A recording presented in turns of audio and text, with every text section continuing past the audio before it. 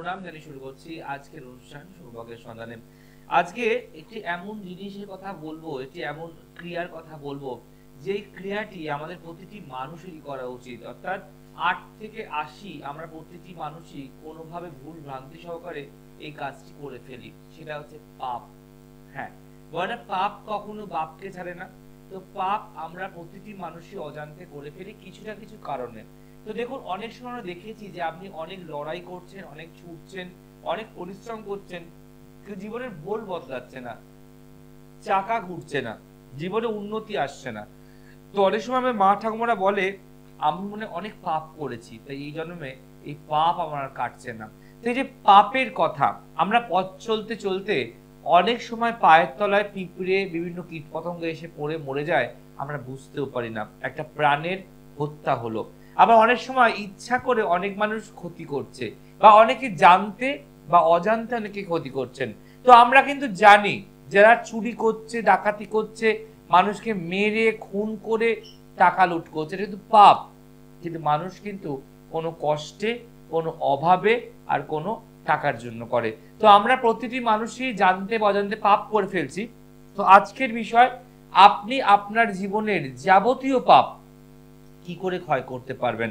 দেখুন, পাপ ক্ষয় তো এভাবে হয়তো করা যায় না, কিন্তু পাপ ক্ষয় করার চেষ্টা তো আমরা করতেই পারি। যেমন গীতায় লেখা থাকে দানে দারিদ্র নাশ হয়। তো আমাদের দারিদ্র নাশের জন্য কিন্তু আমরা দান যে যার সাধ্য মতো করেই থাকি। রাস্তাঘাটে অনেক মানুষ করে, আপনারা দেখতে পেয়েছেন বা টিভিতে, ফেসবুকে, ইউটিউবে দেখা যায় যে অনেকে দান করছে, অনেকে খাওয়াচ্ছে। তো এটা মহৎ কাজ।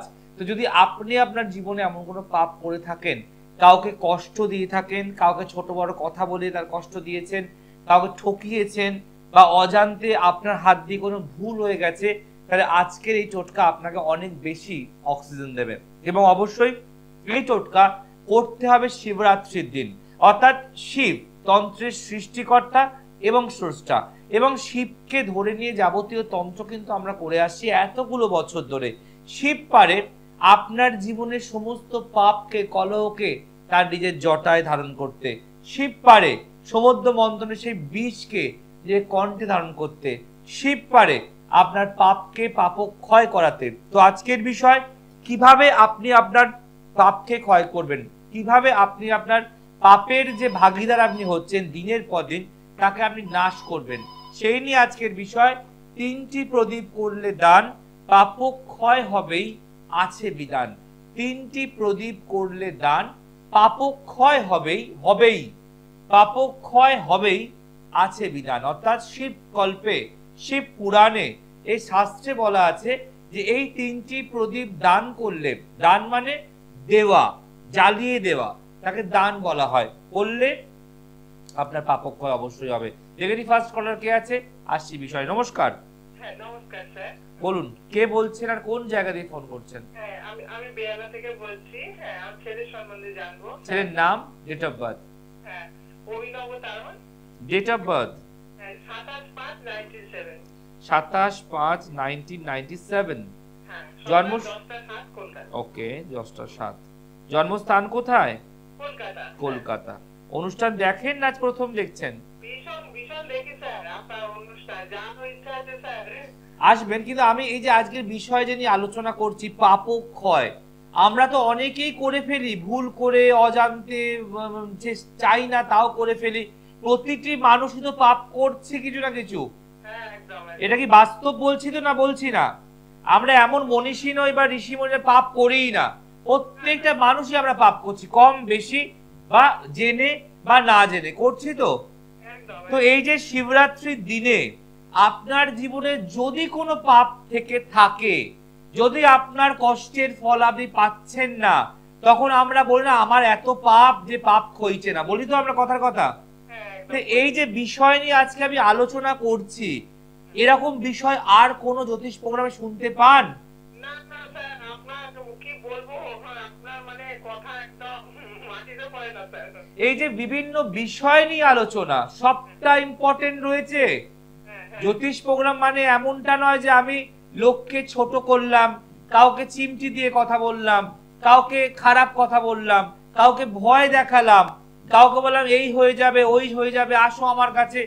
এইটাই জ্যোতিষ প্রোগ্রাম নয়। জ্যোতিষ প্রোগ্রাম ছোট ছোট অজানা তথ্যকে তুলে দেয়া, তাই না? একদম একদম। এটা ভালো লাগছে তো? হ্যাঁ চলুন, ছেলের জন্মবার মঙ্গলবার। হ্যাঁ, মঙ্গলবার স্যার। হ্যাঁ। এবার ঢুকছে আপনার মেন হরোস্কোপে। লিখে রাখুন কর্কট লগ্ন, মকর রাশি, নক্ষত্র শ্রবণা। ঠিক আছে? প্রথম যেটা কথা বলবো, ছেলেকে একটু এড়িয়ে এড়িয়ে চলতে বলবেন, কারণ এখন একটা এমন যোগ আসছে ওকে ফাঁসিয়ে দেবে, ওকে বাইরের উটকো ঝামেলায় জড়িয়ে দেবে, এবং ও কিছু না করেও কিছু শ্রেণীর মানুষ ওর ঘাড়ে বদনাম যোগ দিতে পারে। তাই ছেলেকে একটু বুঝে বুঝে চলতে বলবেন। আপনার ছেলের কর্কট লগ্ন, মকর রাশি, নক্ষত্র শ্রবণা। এই মকর রাশি থেকে শনি শিফট করে যাবে, কুম্ভ থেকে আবার মিনে যাবে, মানে পরপর পরপর রানিং হচ্ছে 2025 সালের 29শে মার্চ রাত্রি 9:45। ঠিক আছে? এই সময়টা ভীষণ ক্রিটিক্যাল সময়। বলছে আপনার ছেলে সায়েন্স বা কমার্স নিয়ে পড়ার চার্ট, টেকনিক্যাল লাইন নিয়ে ভীষণ ডেভেলপমেন্ট করার কথা, ইলেকট্রিক্যাল ইলেকট্রনিক্স ভীষণ ভালো পার্ট ওর জীবনে হওয়ার কথা, বিটেক করার কথা, কর্মজীবন কলকাতায় বাইরে হলেও ভালো হবে, ডেভেলপমেন্ট প্রচুর আছে, কিন্তু একটা ষড়যন্ত্রের মায়াজাল বোনা হচ্ছে ওর জন্য। আচ্ছা। যখন তখন ওকে একটা মিথ্যে মামলা, মিথ্যে অ্যালিগেশন, মিথ্যা দোষে ওকে ফাঁসাতে পারে। সেটা ওর বৈবাহিক জীবনে হতে পারে বা ওর কর্মকেন্দ্রিকও হতে পারে। বিবাহিত জীবন শুভ নয়, দুটো প্রবলেম দেবে। এক হচ্ছে বিয়ে হতেই দেবে না, ভালো পাত্রী পাবেন না, মনের মতো হবে না, রিলেশন কেটে যাবে, না প্রবলেম। আর একটা সমস্যা, যদি কোনোভাবে বিয়ে হয়ে যায় তাহলে সেখান থেকে কিন্তু শ্বশুর বাড়ির দ্বারা ছেলে প্রভাবিত হবে এবং ওকে চাপে রাখা হবে, মেন্টাল ডিপ্রেসড করা হবে এবং হঠাৎ করে কিছু উটকো ঝামেলা জড়াতে পারে। বুঝতে পারছেন? ছেলের আয় উন্নতি বেশ ভালো, কিন্তু সেভিংস করতে পারবে না, আয়ের থেকে ব্যয়টা বেশি হয়ে যাবে। শরীর ভালো যাবে না, হঠাৎ করে মোটা হতে পারে, হেলদি। অতএব সেই ক্ষেত্রে কন্ট্রোল করতে হবে। লিভার নিয়ে প্রবলেম হবে, ফ্যাটি লিভার বা এনলার্জ লিভার, আর একটু ডাইজেস্টিভ প্রবলেম হবে। অনেক কথা বলে দিলাম, অনেক কথা। এবার আপনি শেয়ার করুন কি প্রবলেম, বা আমি যেগুলো বললাম ঠিক বললাম না ভুল বললাম? একদম ঠিক বলেছেন স্যার। ও ট্রান্সফার হচ্ছে না, ও হচ্ছে মেকানিক্যাল ইঞ্জিনিয়ার। হ্যাঁ, মানে আপনার ছেলে সায়েন্স স্ট্রিম ছিল, হ্যাঁ হ্যাঁ, সায়েন্স ছিল। তাহলে আমি কি বললাম? Technical line. তারপর তাই গেছে, কিন্তু এই যে বললাম ষড়যন্ত্রের জাল বুনছে, ওর নাম প্যারোলে থাকা সত্ত্বেও পিছিয়ে দেবে, আটকে দেবে, হয়ে যাবে হয়ে যাবে হয়ে যাবে বলে ঝুলিয়ে দেবে। এটাই হচ্ছে স্যার। আমি জানি আপনাকে কি আমায় কিছু বলতে হয়েছে? না না না, এটা ভাববেন ষড়যন্ত্রের জাল বোনা হচ্ছে। আর বিয়ে হয়েছে? না, বিয়ে হয়নি। তাহলে সেটাও বলেছি যে মনের মতো পাত্রী পাবেন না, ভালোবাসা রিলেশন তাহলে ব্রেকআপ হয়ে যাবে। আর যদি দেখাশোনা করে বিয়ে দেন তাহলে ছেলের বিবাহিত জীবন কিন্তু মোটা শুভ নয়, নিজেই করুক বা আপনি দেখে দেন। তো এই যে আপনার ছেলের দারিদ্র যোগ আছে, 7.5 চলছে, স্থাপিত যোগ আছে, কেন কাটাননি? আজকে 28 বছর বয়স, কেন কাটাননি? স্যার, আমি আপনার কাছেই যাবো স্যার। হ্যাঁ, যোগাযোগ একটু করতেই পারছি না স্যার। আপনি আমার কাছে আসুন আর চাই না আসুন, আমি একটা জিনিস বলতে চাই, আজ যে যতগুলো কথা বললাম আপনি কি আমায় শিখিয়ে দিয়েছেন না আমি নিজের থেকে বললাম? না না, একদম আজকে মানে নিজে থেকে বলছি স্যার। এই ছেলেরা যে বাইরে চলে যাবার কথা, অ্যাব্রড, ভাবুন এখন অবধি এখানেই বসে নিজে ডিপ্রেশনে ভুগছে।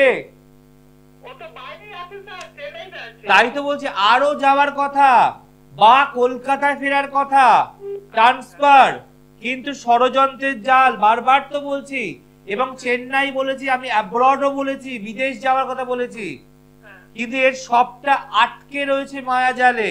এবং এখানেও দশা চলছে, রাহুর দশা 2029 সালের মার্চ অবধি থাকবে, আর চলছে শুক্রের অন্তর্দশা।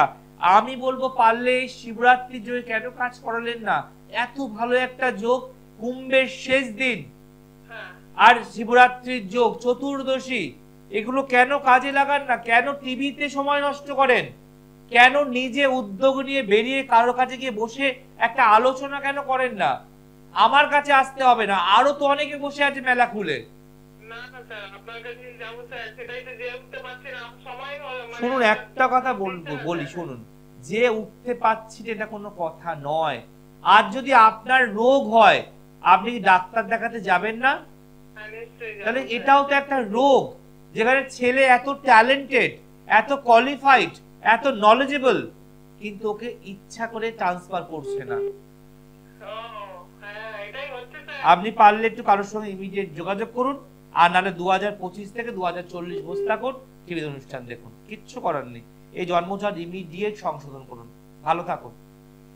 দেখুন বলার কথা বললাম, মা তো সব হচ্ছে স্যার হচ্ছে স্যার হচ্ছে করে গেল, লাভটা কোথায়? সেটা তো ট্রান্সফার হয়ে যায়, ভালো ঘরে বিয়ে হয়, রোজগার বেড়ে যায়, আপনি কি প্রত্যেক মাসে আমায় টাকাটা দিয়ে যাবেন? আমায় হাত খরচ দিয়ে যাবেন? আমার সংসার চালিয়ে দিয়ে যাবেন? না, আপনি আমার কাছে একবারই আসবেন, প্রতিকার আমি আপনাকে একবারই দেব, ছেলেকে আমি একবারই বাঁধবো, যজ্ঞ আমি একবারই করব, হোম আমি একবারই করব, পুজো আমি একবারই করব, গ্রহ দোষ নাশ আমি একবারই করব, আর আপনার সন্তান সারা জীবন রেজাল্ট পাবে, সারা জীবন হাসি খুশি আনন্দে মোহিত হয়ে থাকবে। যজ্ঞ দেখেনি টিভি স্ক্রিনে আমার? যজ্ঞ খবর চোখে পড়েনি আপনাদের? তাহলে দেখুন পাশে যজ্ঞ দেখানো শুরু হবে।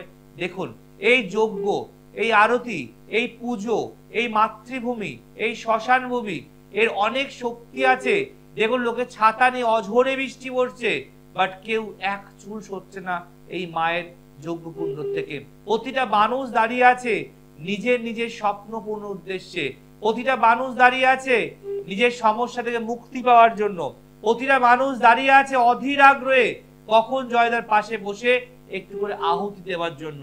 যে যজ্ঞ দেখছেন এটা বাৎসরিক যজ্ঞ, আমার প্রতিটা মাসের ক্রিয়ায় আমি কোনো ক্লায়েন্টকে ইনভলভ করি না, বাট যখন বাৎসরিক যজ্ঞ হয় তখন সবাইকে আমি দিই ইনভিটেশন, সবাই আসুন, বসুন, মনের কথা বলুন, মায়ের কাছে আবেদন নিবেদন জানান, আর ভালো থাকুন। দেখে নিন কলার আছে। নমস্কার। হ্যালো। হ্যাঁ নমস্কার, বলুন কে বলছেন? আমি বিহার থেকে বলছি, ছেলে তুমি কি জানবো? নাম বলুন। অধিকারী। দেবদূত অধিকারী। মিন্টু অধিকারী। আচ্ছা, ডেট অফ বার্থ 16/2/1999। 16/2/1999। একটা 50 দুপুরে না রাত্রে? দুপুরে। আর জন্মস্থান কোথায়? বর্ধমান মেমারি। অনুষ্ঠান দেখেন না প্রথম দেখছেন? ওকে, পুরনো অনুষ্ঠান দেখেন, ভালো লাগে, ঠিক আছে, লাইন পায় না সেটাও মানা যায়। তো বর্ধমান থেকে, গুড়াব থেকে, ঘুষকুড়া থেকে, জামালপুর থেকে, সবাই মেমারি থেকে, সবাই তো শেওড়াফুলি চলে আসছে, কখনো আসেননি কেন? বা কখনো কাউকে দেখাতে যাননি কেন? কেন? এই প্রশ্নের উত্তর কিন্তু কারোর কাছে আমি পাই না। মানে বর্ধমানে কাউকে দেখিয়েছিলেন?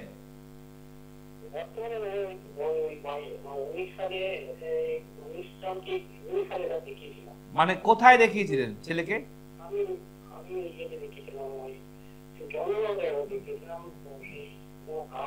তো যাই হোক, যাকে দেখে নাম বলতে বলছি না, তো তাকে দেখে যখন আপনি বলছেন কাজ হয়নি, ফেলিওর হয়ে গেলেন, তাহলে আমাকে দেখছেন কেন? কি আছে আমার মধ্যে এমন?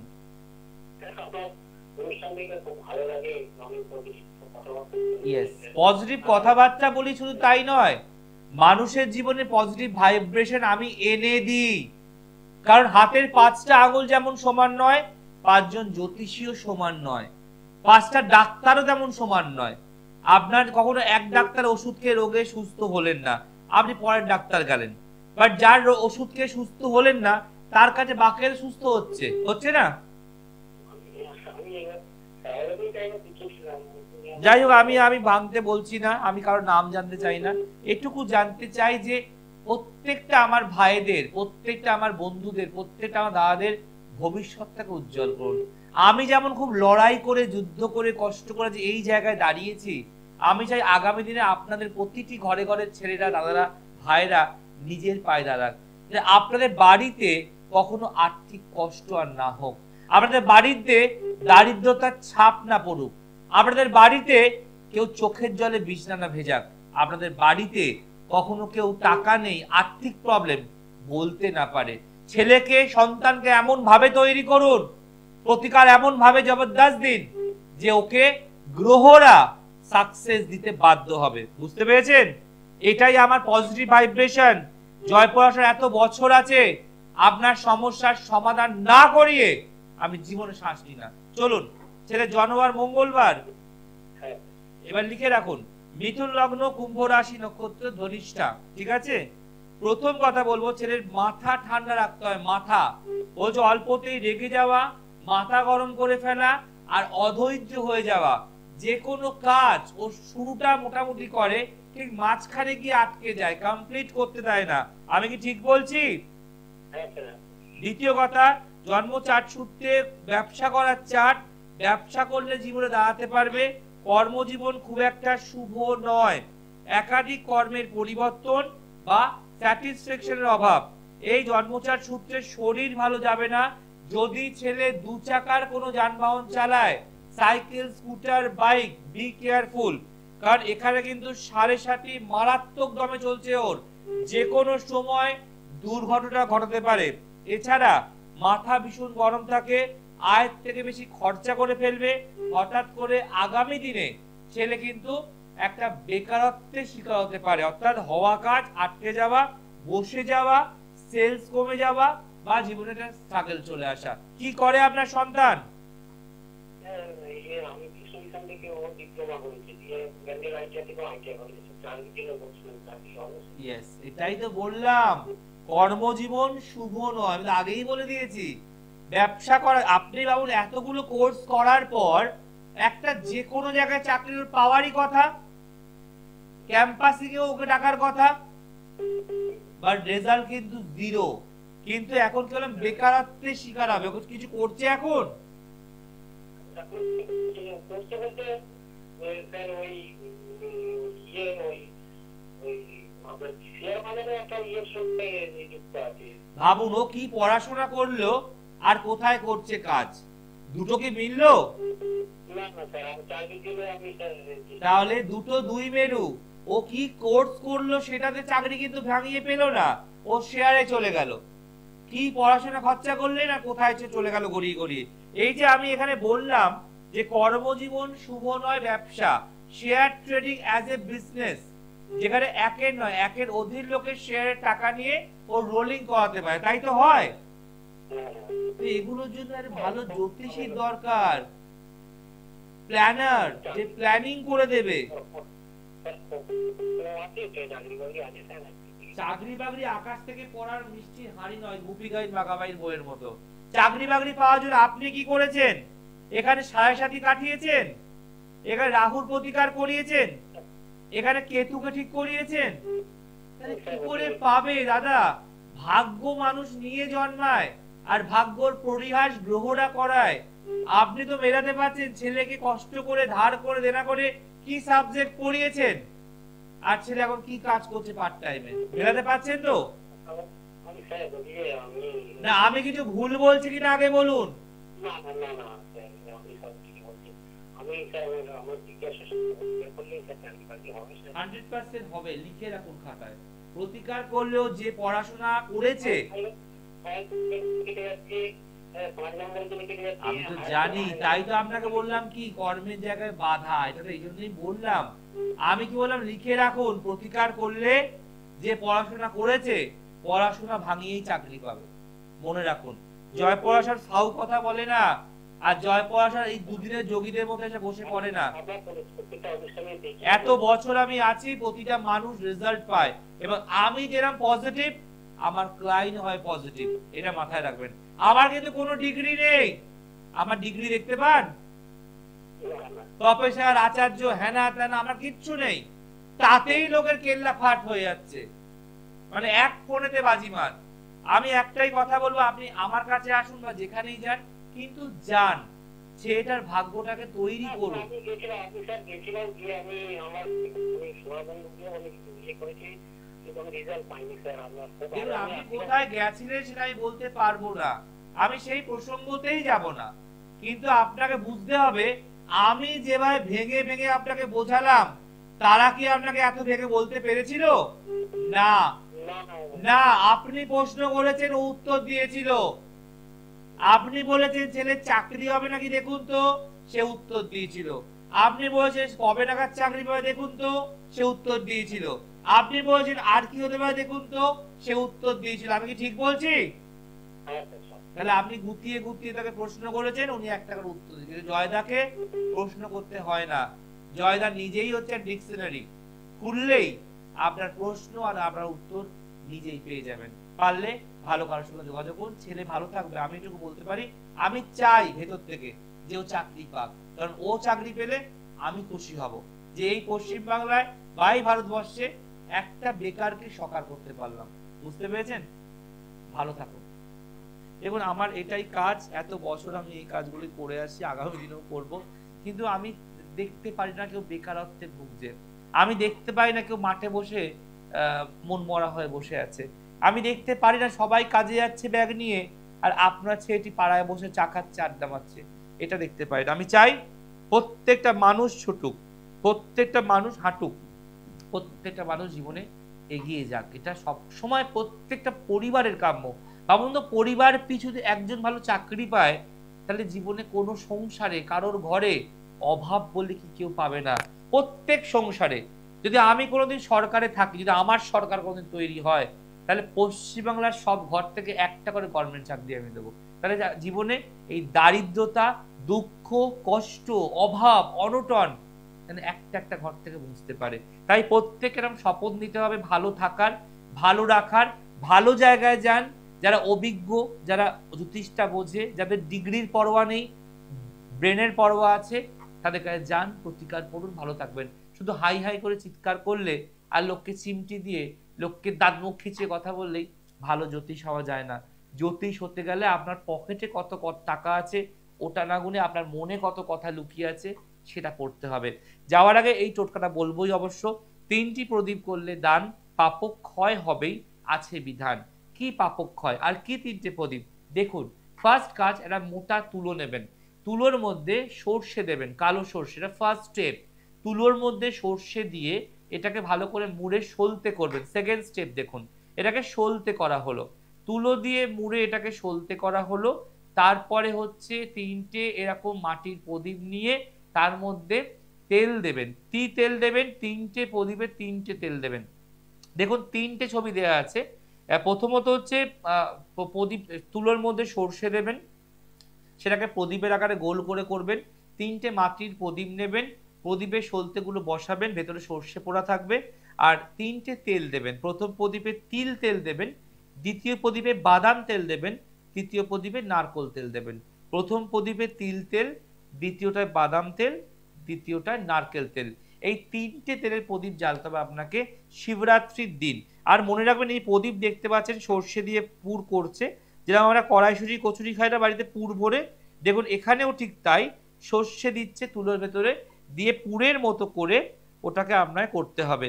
এইটা করবেন আপনি ঠিক 26শে ফেব্রুয়ারি অর্থাৎ বুধবার রাত্রিবেলা 8টা 31 মিনিটে।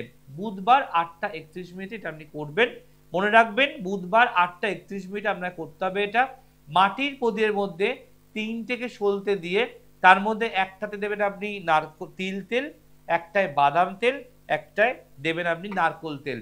এই 3টে প্রদীপে 3 রকমের তেল দিয়ে বুধবার রাত্রি 8টা 31 থেকে আপনি যে কোনো সময় জ্বালতে পারেন। জ্বালাবার পর আপনার যে পাপগুলো আছে জানতে বা অজান্তে, সেগুলো চোখের জল দিয়ে শিবের শ্রী রাতুল চরণে নিবেদন করবেন।